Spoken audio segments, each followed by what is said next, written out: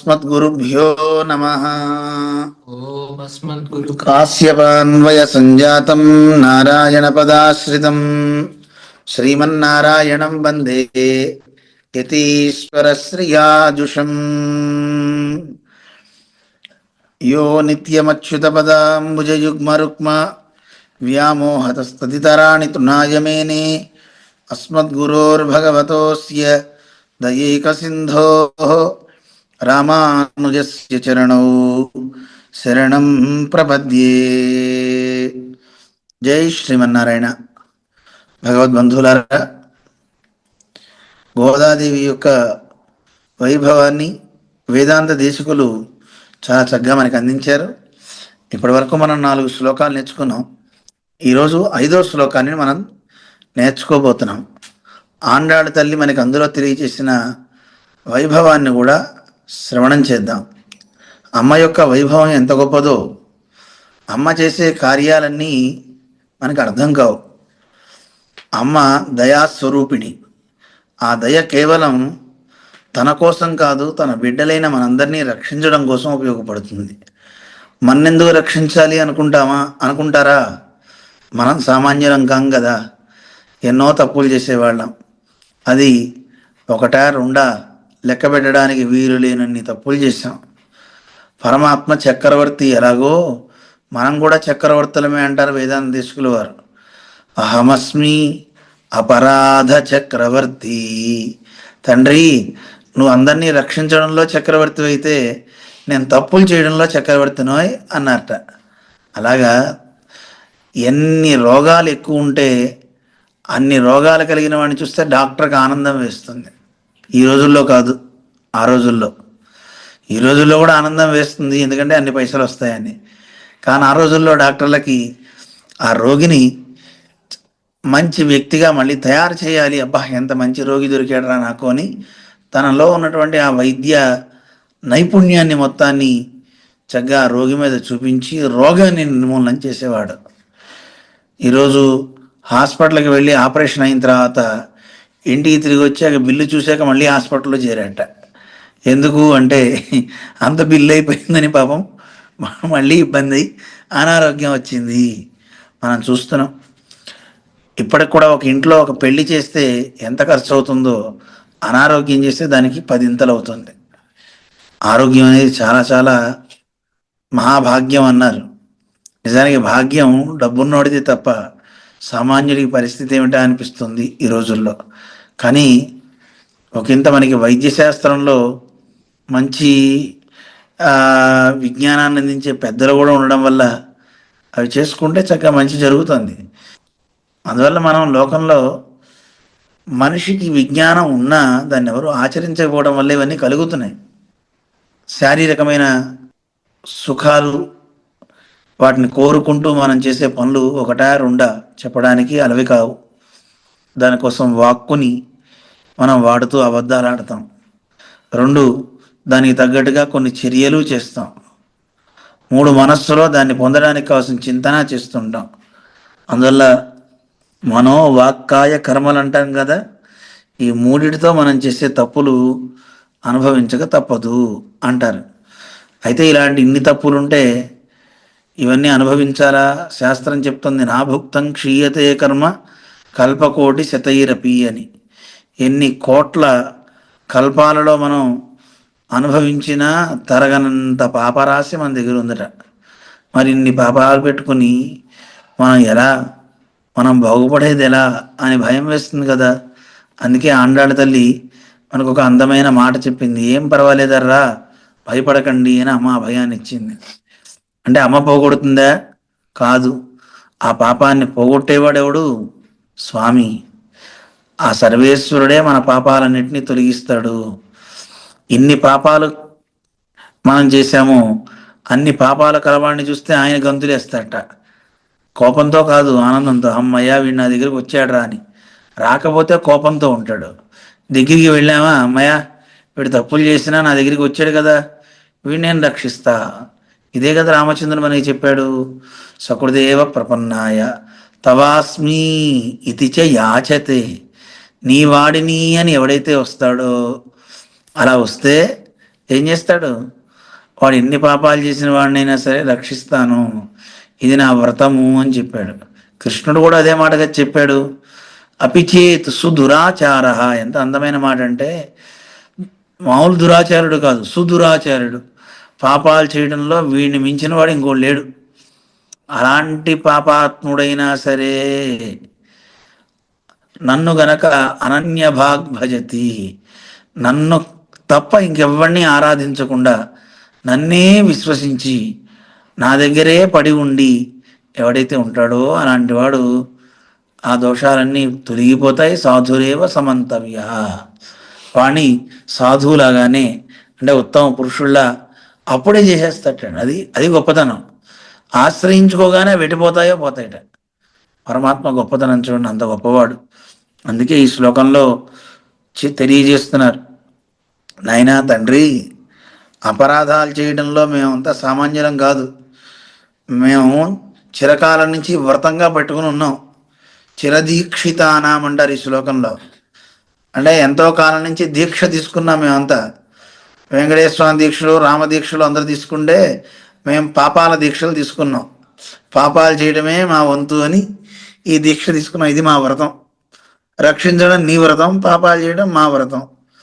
అందువల్ల అపకృతవు చిరదీక్షితానాం, అపరాధాలు చేయడంలో మేమంతా కూడా దీక్ష వహించున్నాయా. ఇలాంటి అస్మాదృశాం, ఇలాంటి మమ్మల్ని ఎవరు కాపాడతారు? ఇలాంటి వాటిల్లో కాపాడేవాడు ముకుందుడే. ముకుందుడు అంటే మనకున్నటువంటి దుఃఖాలు తొలగించి ఆనందాన్ని ఇచ్చేవాడు ముకుందుడు, విష్ణుమూర్తి. అలాంటి ఆయన మన మీద ఏం చేస్తున్నాడు? దయతే అన్నాయ, మన మీద తొందరగా దయని చూపించేవాడు ఆయనే. ఏమండి, మరి ఆ దయ ఆయన ఎలా చూపిస్తున్నాడండి? కారణం ఏమిటి? ఈ శ్లోకంలో తెలియజేస్తున్నారు. మరొకసారి ఈ శ్లోకాన్ని మనందరం అందాం. మేము చెప్తూ ఉంటాం, అందరం కలిసి అని ఆ భావాన్ని తెలుసుకుందాం. ఒకసారి చెప్తాను, 2 సార్లు అందరు కానీ.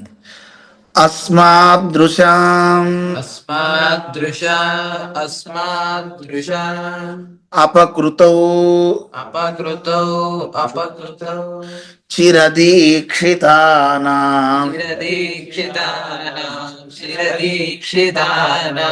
అన్నాయ దేవి దయతే యదసౌ ముకుందః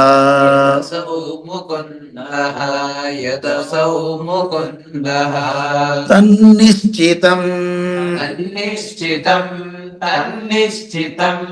నియమితః మళ్ళీ నియమితః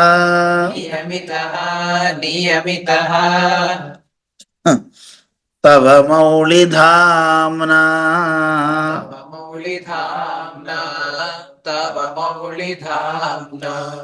తంత్రీ నినాద మధురైశ్చ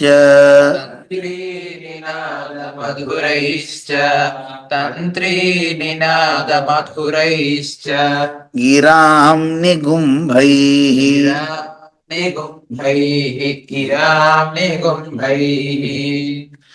అట్లా ఒకసారి చిన్నగా హాఫ్ లైన్ చెప్తాను, లేదా లైన్ అయినా సరే చెప్పచ్చు. అస్మాదృశామపకృతౌ చిరదీక్షితానాం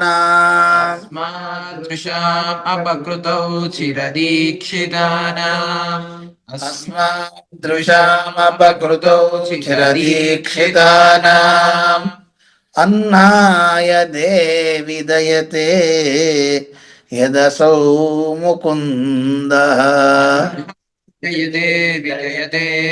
యదసౌ ముకుందః అన్నాయ దేవి దయతే యదసౌ ముకుందః తన్నిశ్చితం నియమితస్తవ మౌళిధామ్నా నియమితస్తవ మౌళిధామ్నా తన్నిశ్చితం నియమితస్తవ మౌళిధామ్నా తంత్రీ నినాద మధురైశ్చ గిరాం నిగుంభైః తంత్రీ నినాదమధురైశ్చ గిరాం నిగుంభైః తంత్రీ నినాదమధురైశ్చ గిరాం నిగుంభైః. ఓం అస్మద్గురుభ్యో నమః. ఇలా మనం విన్నాం. ఇందులో చెప్తున్నారు కదా, దేవి అని సంబోధన. ఓ గోదాదేవి, అపకృతౌ చిరదీక్షితానాం అస్మాదృశాం.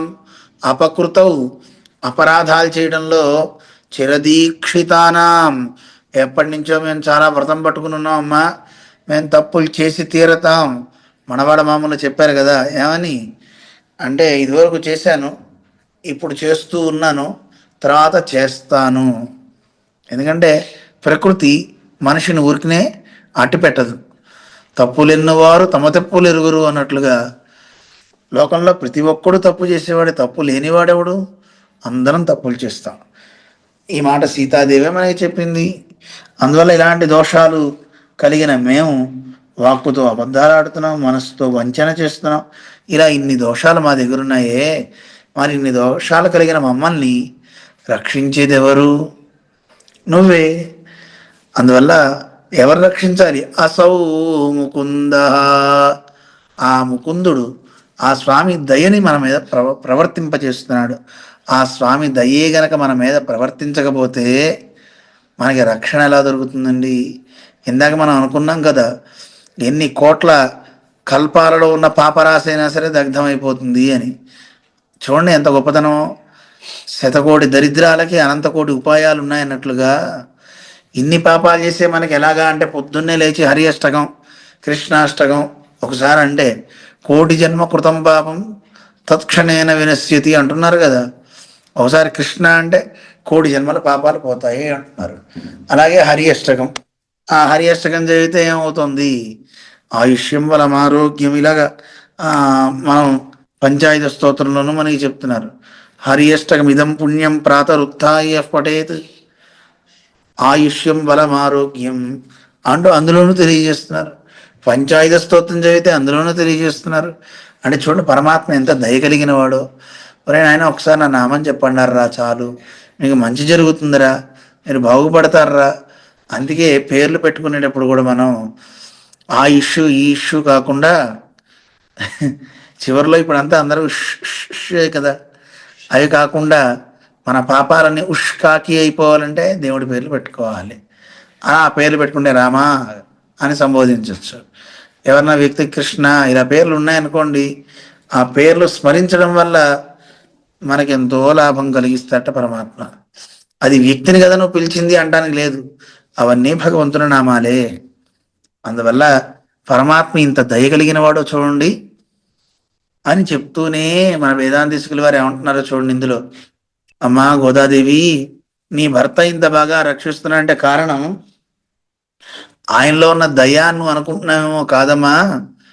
ఆయనకు అంత దయ కలగడానికి గల కారణం ఏమిటి అంటే, తవ మౌళిధామ్న, నీ శిరస్సులో ఉన్నటువంటి పూల మాలిక ఏదైతే ఉందో ఆ పూల మాలిక ప్రభావం అమ్మా. అది నీ స్వామికి ఒకసారి నువ్వు వేసుకున్న మాల వెళ్ళి ఆయన శరీరం మీద తాకితే చాలమ్మా, హాయిగా ఆయన కట్టుబడిపోతాడు, వసుడైపోతాడు నీకు. అంతేకాదు నీ వాక్కులు కూడా ఎలా ఉంటాయో తెలుసా? తంత్రీ నినాద మధురై గిరాం నిగుంభై. తంత్రీ నినాదం అంటే వీణ మీద మీటినట్టుగా ఉండే మధుర ధ్వని, మధుర స్వరం. అలాంటి కంఠం ఉందనుకోండి, మనం చక్కగా హాయిగా అని మర్చిపోతాం. మన జీఎల్ స్వామి ఉపన్యాసం లాగా అనమాట. వారు మాట్లాడుతున్నారు అనుకోండి, ప్రవచనం సగం నిద్రే వస్తుంది, రాత్రంతా నిద్రపోయిన వాడికి కూడా నిద్ర వస్తుంది. కారణం ఏంటంటే ఆ తీయని కంఠం, ఆ వీణ లాంటి ఆ కంఠధ్వని వింటుంటే అటు దృశ్యం కనపడుతూ ఉంటుంది, కళ్ళు అలా మూతలు పడుతూ ఉంటాయి. అలాంటి మధుర కంఠం అన్నమాట. అమ్మా తల్లి గోదమ్మ, పూల మాలికతోనే కాదు, వీణ తీగలా ఉండే నీ మధుర స్వరం, ఆ మధురై గిరాం నిగుంభై, నీ మాటలతో. అంటే ఇక్కడ రెండు చెప్తున్నారు. అమ్మా స్వామిని నువ్వు బంధించావు, దేంతో బంధించావు? రెండిటితో బంధించావు. ఒకటి పూమాల, రెండు పామాల. మనకి రోజు చదువుతూ ఉంటాం కదండి, పాడి కొడుతాళ్ నర్పామాలై. పాడి ఒక మాల వేసింది పాటల మాలికని, చూడి కొడుతాళై అంటుంది. పూమాలై చూడి కొడుతాళై, పూమాలని చుట్టుకుని స్వామికి వేసింది. అంటే చూడండి, రెండు నోటి నుంచి వచ్చింది ఉచ్చిష్టమే ఎంగిలే, తన సిగలో పెట్టుకున్నది ఎంగిలే, రెండు ఉచ్చిష్టాలే. ఈ రెండిటికి మన కృష్ణుడు సాష్టాంగం చేసేసాడు. ఇంగ్లీష్ భాషలో చెప్పుకోవాలంటే ఫ్లాట్ అంటారు కదండి. ఆయనలా అమ్మ నీ ఇష్టం, నువ్వేం చెప్తే అది వింటా అన్నాడు. అమ్మ మాట అంటే ఇంకా ఎదురు చెప్పడానికి వీలు లేదు. ఎందుకోసం ఆవిడ ఈ పని చేస్తుంది, ఎందుకు కట్టింది, ఆయన్ని బంధించింది అంటే, బంధించడం అంటే ఏదో యశోదాదేవి తాడుతో కట్టినట్టు కాదండి. యశోదాదేవి కట్టిన తాడుతో పాపం పొట్ట మీద మచ్చ ఏర్పడింది పాపం ఆయనకి. దామోదరుడు అయిపోయాడు. చిన్న చిన్న తాళ్ళు తీసుకుని కట్టి కట్టి కట్టి కట్టి బిర్రు చేస్తే పాపం మనవాడికి ఒరుసుకుపోయింది. కానీ ఆండాళ్ళ తల్లి మెత్తని మాల వేసిందండి. అయితే ఈ మాలలో ఉండే సౌభాగ్యం ఎంత గొప్పదో మన పెరుమాళకి తెలుసు. ఎందుకంటే రోజు వేసే మాలలో తల వెంట్రుకలు రావడం చూసిన పెరియాళ్ళవారు ఎందుకు ఇలా వచ్చినాయి, నేను మంచిగానే చేశానే అని తర్వాత రోజు చూస్తే వాళ్ళ అమ్మాయి గోదాదేవి పెరుమాళ్ళకి సమర్పించే మాలను తాను వేసుకుంది. నువ్వెందుకు వేసుకున్నావమ్మా, దేవుడికి వేసేది కదా అని అడిగట. నాన్న నువ్వే అన్నావు కదా దేవుడిని వివాహం చేసుకుంటానంటే, ఆయన ఎక్కడా మనం ఎక్కడా అన్నావు కదా, మరి ఆయనతో నేను సరి తూగుతానా తూగనానని, ఒకసారి ఆయన అందానికి నేను సరిపోయే అందమా కాదా అని ఈ మాల ఆయనకి వేస్తే ఎంత అందమో, నాకు కూడా సరిపోతుందా చాలదా అని చెప్పి మెడలో వేసుకుని ఒకసారి చూసుకుంటున్నాను అన్న అందట. ఎంత పని చేసావు మందభాగ్యురాల, ఇక దేవుడికి ఈ మాలను ఎలా సమర్పించను అని ఆ రోజు మాల వేయల. పెరుమాళ్ళకి ఆ రోజు కృష్ణుడికి వడపత్రసాయికి ఆకలే ఆకలి. అక్కడ పరవాన్నాలు పెట్టారట, పాయసాన్నాలు పెట్టారట, దద్దోజనాలు పెట్టారట, పొంగలి పెట్టారట, కదంబం పెట్టారట, అయినా తిండే. ఎందుకనయ్యా ఈరోజు ఉపవాసం ఉన్నావు అంటే, నాకేం తినబుద్ధి కావట్లేదండి అన్నట్ట. ఎందుకయ్యా అని అడిగితే, మీకు చెప్తే ఏం చేస్తారు, ఆ పెరియాళ్ళ వారికి చెప్తానని పెరియాళ్ళ వారికి కల్లో సాక్షాత్కరించేట పెరుమాళ్ళు. కనబడి కల్లో, స్వామి ఇవేమీ నేను తింటం లేదు, నాకు అవసరం లేదు ఈ ప్రసాదాలు అంటున్నట్ట. ఎందుకు స్వామి అని పెరియాళ్ళ వాళ్ళు అడిగితే, నాకు ఈరోజు మాలను వేయలేదు కదా. అయ్యయ్యో స్వామి వేద్దాం అనుకున్నా కానీ మా అమ్మాయి ఎంగిల్ చేసిందయ్యా, అందువల్లే నేను మాల వేయలేదు అని చెప్పారట. అని చెప్పేసరికి వెంటనే, మా అమ్మాయి ఎంగిల్ చేసిన మాల నీకెలా వేస్తాను అని అంటే, అప్పుడు చెప్పాట, తాం స్పృష్ట్వా మామపి స్పృశ, ఒకసారి ఆవిడ తాకి నాకు ఇస్తే దాంట్లో ఒక మాధుర్యం ఉంటుంది. అదేమిటండి, ఆవిడ తాకితే మాధుర్యం ఎలా వస్తుంది అంటే, అంతేనయ్యా, అమ్మవారి యొక్క శరీరానికి తాకటం వల్ల ఆ పుష్పమాలకి ఒక సౌగంధ్యం వస్తుంది. నువ్వు కట్టిన మాలలకి సౌగంధ్యం లేదో, అవి ఉత్తమాలలే అని చెప్పేట స్వామి కృష్ణుడు. ఈ మాట రామాయణంలో కూడా మనకి చెప్తాడు స్వామి రామచంద్రుడు. సీతా వియోగంతో బాధపడుతున్న శ్రీరామచంద్రుడికి, అయ్యో పండు వెన్నెల నన్ను బాధ పెడుతుంది అని కృషించిపోయాడు రామచంద్రుడు. చల్లని గాలి వచ్చి రాముని తాకితే రంపంతో కోసినట్టుందట రామచంద్రుడికి. వెంటనే ఆయన చెప్తాడు, ఓ చంద్రుడా, ఓ వాయువా, మీరు సీతమ్మని తాకి నన్ను తాకండి. తాం స్పృష్వా మామపి స్పృశ, ఒకసారి ఆవిడ్ని తాకి నన్ను తాకితే అది నాకు ఆనందాన్ని ఇస్తుంది అన్నట్ట. అదే మాట ఇక్కడ స్వామి చెప్పాడు. అటువంటి గొప్ప భావాన్ని ఇచ్చేటటువంటి ఒక అందమైన శ్లోకం అన్నమాట. అందువల్ల అమ్మ ఇక్కడ ఏం చేస్తుంది, తంత్రి నినాద మధురై గిరాం నికుంభై, ఆవిడ వీణ మీటినట్టుగా ఉండే పాసురాలు. ఆ పాసురాన్ని మన ఇష్టం వచ్చినట్టు మనం చదువుతున్నాం కానీ నిజానికి అందులో ఉండేటువంటి మాధుర్యం ఇంత అంతా చెప్పడానికి వీలు కాదండి.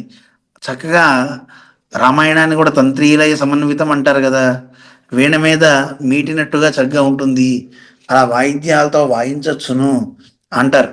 అలా మనం కూడా చక్కగా ప్రేమతో మనం చేస్తే భగవంతుడికి కూడా ఆనందాన్ని ఇస్తుంది అది. కానీ మనం జెట్ స్పీడ్లో చదువుతాం, తొందరగా అయిపోవాలి. అలా కొంతమంది ఇళ్లల్లో పూజలు చేసేవాళ్ళు చేస్తూ ఉంటారట. చేసేసి గబగబాగో నివేదన పెట్టేస్తారట.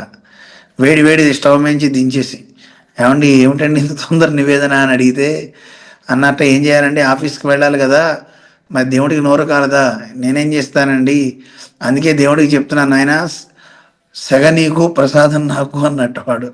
వేడిందా నీకు, ప్రసాదం మాత్రం నాకు, నేనేం చేయను, నా టైం అలా ఉంది అని ఆయన చెప్పుకున్నట్లుగా లోకం వ్యవహారానికి తగ్గట్టుగా నిజానికి కొంత సమయం భగవంతుడికి మనం వెచ్చించాలి. ఆ భగవంతుడికి ఇచ్చి మనం చక్కగా చేయాలి. అందువల్ల ప్రేమతో చక్కగా మనం ఆదరంతో ఆయన్ని మనం చేస్తే అది ఆయనకి ఆనందాన్ని ఇస్తుంది. అందుకని ఒక్క పాట చదివినా అరపాట చదివినా పర్వాలేదు, కానీ ఒక అందంగా మంచి భావాన్ని మనస్సులో నింపుకుని ప్రేమతో మనం పాడితే భగవంతుడికి ఆనందం అంటండి. మరేం చేస్తాం, ప్రయత్నించాలి. కానీ అమ్మ పాడింది అలాగా. అలాంటి మధురమైనటువంటి తీయని గిరాం వాక్కుల సమూహం అంటండి. గిరాం నిగుంభై, ఆ వాక్కుల ప్రవాహం 30 పాటలు ఆకుండా వచ్చేసినాయి. ఒకటే కాదు, నాచియార్ తిరుమజి అని 143 పాసురాలని అమ్మ ఇచ్చింది. అలాంటి వాటితో రెండిటితో అమ్మ స్వామి బద్ధుడైపోయాడు, కట్టుబడిపోయాడు. నిశ్చితం, ఇది సత్యం తల్లి, నీ మాట వింటాడు పరమాత్మ. అందుకే తిరుప్పావై ఎవరు చదువుతారో ఆ చదివిన వాళ్ళకు కూడా పరమాత్మ వశుడైపోతాడు. అమ్మవారి యొక్క సౌందర్యం ఇంత అని చెప్పడానికి వీలు కాంది. ఎలా బద్ధుడైపోయాడు అంటే ఆవిడ చూపులకి, ఆవిడ ధరించిన మాలకి, ఆవిడ మాటలకి, అలాగే ఆవిడ యొక్క శరీర సౌష్ఠవ దర్శనానికి, అన్నిటికీ కూడా ఆ స్వామి ఎలా అయ్యాడో మనకి అందంగా తెలియజేస్తారు పెద్దలు. రంగి నేత్ర సరైన తాడితను సీతే, అమ్మవారి యొక్క వాడి చూపులకి బాణాలు తగిలినట్టుగా అయ్యి స్వామి ఆదిశేషుడి మీద రంగనాథుడు అలా పడుకున్నట్ట, నిద్రపోతున్నట్ట. స్వయం సుందర బద్ధశ్చంపక దామభి, అమ్మవారు వేసుకున్న చెంపక మాల స్వామి మెడలో వేగానే కట్టేసినట్టుగా నిశ్చేష్టుడైపోయి బద్ధుడైపోయి నువ్వేం చెప్తే అది వింటా అన్నట్టు ఆయన ఉన్నట్ట. కుచతటే మగ్నోంజనాద్రీశ్వర, అలాగే అంజనాద్రీశ్వరుడు అంటే వెంకటేశ్వర స్వామి. ఆ స్వామి అమ్మవారి యొక్క ఆ వక్షస్థలాన్ని చూసేసి ఆయన అక్కడ మగ్నమైపోయాడు. ఇక్కడ వక్షస్థలము అంటే భక్తికి నికేతనం అన్నమాట, భక్తికి చెప్తారు ఆ స్వరూపంగా. అక్కడ స్వామి ఆవిడలో ఉన్న భక్తిని చూసి ఆహా ఎంత భక్తి విడికి అని ఆయన మగ్నుడైపోయాడు వెంకటేశ్వర స్వామి. భోగాపాటవలజ్జయ వటమహాధామ ఫణీంద్రే అపతత్, సాక్షాత్తు వటపత్ర సాయి ఆయన వటపత్రం మీద పడుకున్నాడు. ఆ వటపత్రం ఆదిశేషుడే. ఆయన ఎందుకు అలా పడుకున్నాడండి అంటే సిగ్గుపడిపోతున్నట్ట. భోగా పాటవ లజ్జయ, ఇంత సౌందర్యరాశి అయినటువంటి తల్లిని, ఈవిడ్ని గోదమ్మని ఎలా నేను భోగించను అని చెప్పి సిగ్గుతో ఆయన ఆ వటమహాధామ ఫణీంద్రే, ఆ వట దళం ఆ ఆదిశేషుడి మీద ఆయన అలా పడుకుండిపోయాడు. ఆయన ఇక ఇంకా రమ్యేశ అంటే శ్రీరంగంలో ఉండేటి నంపెరుమాళ్ అంటారు ఉత్సవమూర్తి. ఆయనటండి అమ్మవారి యొక్క స్తవం ఆవిడ పలికినటువంటి ఈ తిరుప్పావై ప్రబంధ పారాయణ. రమ్యేశ స్తవ విస్మితేన మనసా గోదే పరంతిష్టతి, ఆవిడ వాక్కు విన్నాడు అంటే తిరుప్పావై ప్రబంధం. ఆ ప్రబంధానికి వసుడైపోయి విస్మితేన అని మర్చిపోయాడండి. మర్చిపోయి ఏం చేశాడు, తన గోదే పరంతిష్టతి, తన మనస్సు మొత్తం అంతా గోదాదేవి మీదే పెట్టించట. ఇలా గోదాదేవి తన చూపులతో, తన హావభావాలతో, తన శరీరం మీద తాకినటువంటి పుష్పమాలతో అన్నిటితో పరమాత్మను ఆనందింపజేసేసింది. ఈ పరమాత్మకంత భోగ్యం అన్నమాట. అమ్మా నువ్వంటే ఎంత గొప్ప ప్రేమో స్వామికి, నువ్వు ఏం చెప్తే అది చేస్తాడు. గోదమ్మ ఆజ్ఞాపించింది అనుకోండి, ఈ భక్తుల్ని నువ్వు కటాక్షించాలి అని ఒకసారి కనురెప్పలతో వాడిని రక్షించు అంటే చిత్తం అనాల్సిందేటండి. అలా చేస్తుంది అమ్మ. అంత గొప్ప సౌందర్య రాశి మన తల్లి.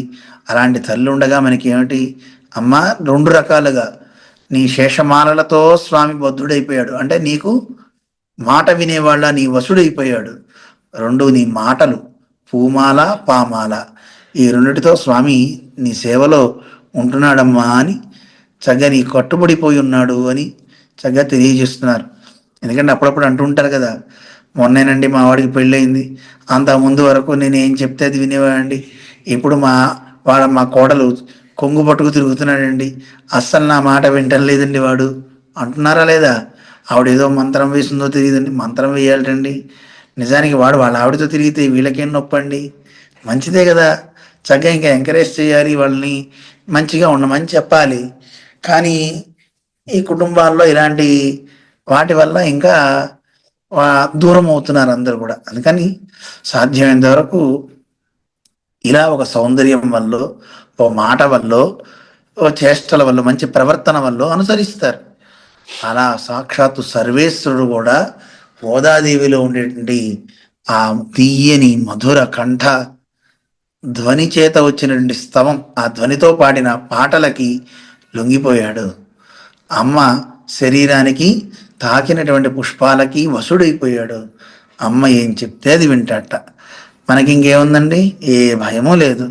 అయ్యో నేను చిరదీక్షితున్నై ఉన్నానే పాపాలు చేయడంలో అని మనం అనుకున్న మనకి ఏ ఇబ్బంది లేదు. ఆ పాపాలన్నిటినీ క్షమించేసి వాటన్నిటిని పక్కకు తోసి మనని రక్షించి మళ్ళీ పాపం చేయకుండా చేస్తాడు. అలాంటి వాడు సర్వేశ్వరుడు. అందువల్ల గోదాదేవి మీద ఎవరైతే మంచి భక్తిని, అభినివేశంతో, ప్రేమతో అర్చించేస్తూ అమ్మ పాడిన పాటలు పాడతారో వాళ్ళకి ఎప్పుడూ రక్షణ అన్ని రకాలుగా ఉంటుందని మనకి తెలియజేస్తున్నారు దేశకులు.